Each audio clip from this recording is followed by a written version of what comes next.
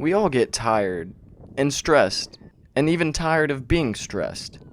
Simply put, this is a psychological phenomenon called burnout. What that really just means is that we are mentally, physically, emotionally pretty wiped out from whatever we're doing, if it's a sport, if it's our job. So eventually, by burying it and keeping it to myself, it just builds and builds and builds. It's like a balloon, right? Eventually, it's going to pop.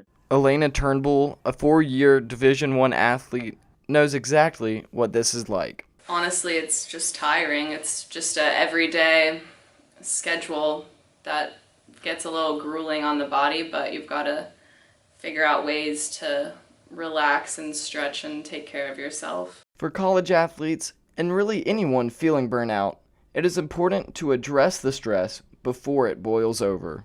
When you're having burnout, then that certainly spills over to life in the classroom, your social life, and the things that you kind of do. A lot of people who experience burnout with their sport, their jobs, especially when it's sort of something that they spend a lot of time doing, absolutely affects their physical health. It affects their emotional health, makes them more vulnerable to anxiety and depression. Having been in the same shoes of the players she's coaching now, Turnbull has a tailored approach towards supporting her student athletes. So, as a coach now, knowing what I knew and went through as a student athlete, I put a big importance on the mental aspect and giving positive feedback to my players. I really am a big believer in meditation and just being thankful for the small little things. Now I really emphasize just taking a step back and looking at how they've grown and the small improvements they have improved upon every day. For Turnbull, it is important to her that her team